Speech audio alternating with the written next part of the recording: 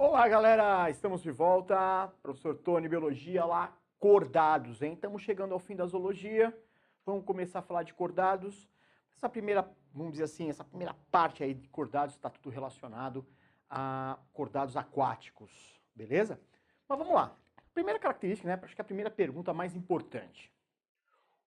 Já que é o último filo, né? Então, o que os cordados têm que todos os outros animais que a gente comentou aí não tem? Então, em outras palavras, as exclusividades de cordados. Primeira coisa importante, tubo neural. Você fala assim, mas espera lá, Tony, tubo neural já apareceu em outros grupos. Verdade.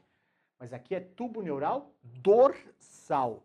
O tubo neural ele aparecia na parte ventral, na região da barriga. Agora não, está no dorso, nas costas. Então, o destaque é o fato de ser dorsal, beleza? Fendas branquiais na faringe e a presença de notocorda. Bom, mas aí eu pergunto para vocês, nós, seres humanos, nós somos cordados? Sim, somos cordados. Temos tubo neural dorsal, não é isso? A nossa medula espinhal é o nosso tubo neural dorsal. Às vezes pode aparecer como tubo neural, às vezes pode aparecer como cordão nervoso, mas na anatomia humana a gente acaba chamando de medula espinhal ou medula espinal, beleza?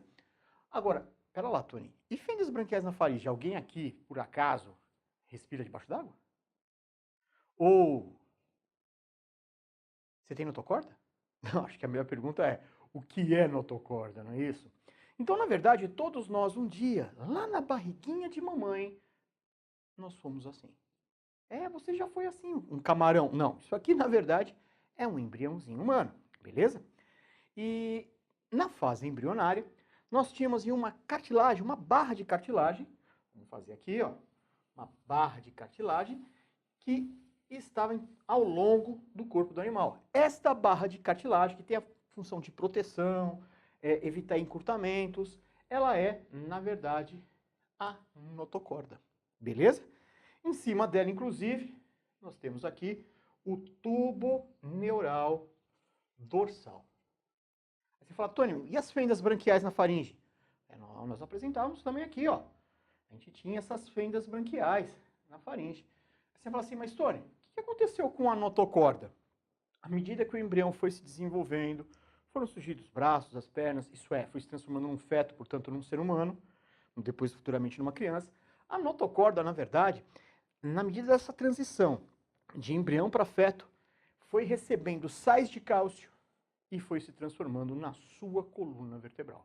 Então, a coluna vertebral, na verdade, um dia foi a notocorda. Beleza? Você fala, Tony, e as fendas branquiais? Nesse mesmo momento em que a notocorda estava se transformando na sua coluna vertebral, as fendas branquiais faringianas foram se transformando nas suas cordas vocais, na sua laringe, na sua faringe. Beleza? Então, essa nossa região aqui também foi sendo formada. Beleza? Então, na verdade, você não precisa apresentar essas características a vida toda. Basta apresentar em alguma fase da vida, que é o que acontece justamente com fendas branquiais e notocorda para nós, seres humanos. Nós que somos cordados, pertencemos ao subfilo dos vertebrados, à classe dos mamíferos. Mas a gente vai explicar isso pouco a pouco. Agora, e quais são as características gerais, isso é, que todo cordado tem? Tá? Então, qualquer cordado vai ter simetria bilateral. Se a gente cortar no meio, que tiver de um lado, vem do outro, popular lados iguais. Somos triblásticos, os três tecidos na fase embrionária, né? A ecto, a meso e a endoderme. Celomados, temos cavidades internas, como caixa craniana, caixa torácica, cavidade abdominal, cavidade peritoneal e por aí vai. Somos deuterostômios, né? Naquela fase lá, né? Durante o momento de desenvolvimento embrionário, na fase de gástula, tem aquele orifício, não é isso? Aquele orifício chamado blastóporo, ele pode ter dois caminhos, ou ele forma a boca, ou ele forma o ânus do animal. No nosso caso, como somos deuterostômios, forma o ânus. Inclusive, característica que encontramos nos equinodermos, é o que aproxima os equinodermos de nós cordados. Todos têm tubo digestivo completo, então boca, tubo e ânus, e a digestão, claro, extracelular. Troca gasosa sempre por difusão, isso para qualquer animal.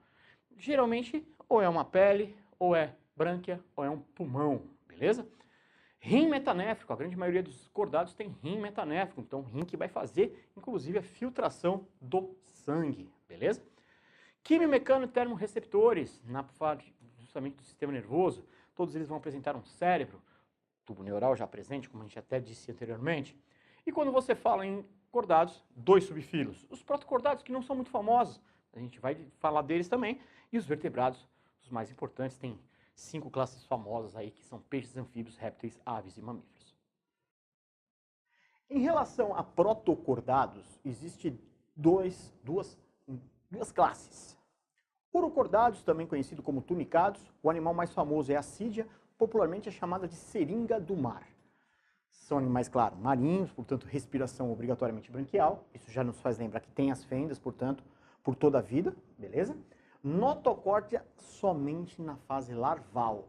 Então, tá aqui a larvinha, em amarelinho aqui é justamente a notocorda, a barra, o cérebro do animal e o tubo neural dorsal e as fendas branquiais até mesmo presente na fase larval.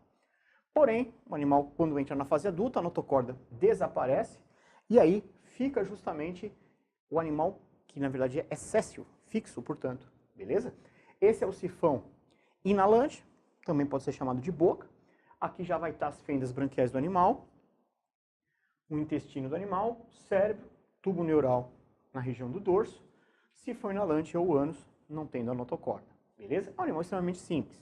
São monóicos, portanto, hermafroditas, fecundação externa, liberam justamente os gametas pelo sifão exalante, desenvolvimento indireto, estágio larval, onde está justamente a notocorda. Já o principal, quando você fala protocordados, eles já não são muito famosos. O animal mais famoso é um cefalocordado, que é conhecido com o nome de anfióxio. E ele, na verdade, é famoso por conta da embriologia, porque toda embriologia humana, inclusive, ele apresenta a mesma. Então, as mesmas características do embrião humano, o anfióxio apresenta. Então, o estudo da embriologia foi muito feito em cima justamente do anfióxio. É um animal marinho, gosta de viver beira-mar, às vezes ele fica semi-enterrado na areia e vai se alimentando da água que a água vai trazendo para ele.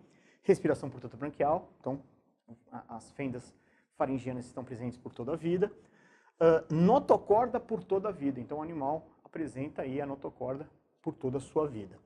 Reprodução sexuada, eles são dioicos, portanto macho e fêmea, porém, fecundação externa, eles liberam os gametas no ambiente. Desenvolvimento é direto, beleza? Não é mais indireto. O anfióxio, esse aqui é o anfióxio, né? Você vê que ele lembra muito um peixe, né? Por isso que alguns até chamam que o anfióxio de ancestral dos peixes, beleza? Na região da boca do animal nós temos esses tentáculos, que é onde vai estar justamente as fendas branquiais do animal. Depois tem um canal para onde é a eliminação de água e segue o intestino do animal, beleza? Temos a notocorda por toda a vida e o tubo neural dorsal ligado justamente ao cérebro. O animal tem essas marcas, que são fendas branquiais, então tem verdinhas aqui, lembra até a espinha de um peixe, né? Mas são as fendas branquiais inativas. Então ele tem mais ou menos uns 100 pares de fendas branquiais inativas, lembrando justamente a espinha de um peixe. Acredita-se que isso aqui é a marcação da espinha, porque afinal de contas ele está a um passo, era só faltava a notocorda virar a coluna vertebral para a gente falar que era um vertebrado. Por isso que a gente fala que eles são os ancestrais vivos dos peixes. Esses são os protocordados.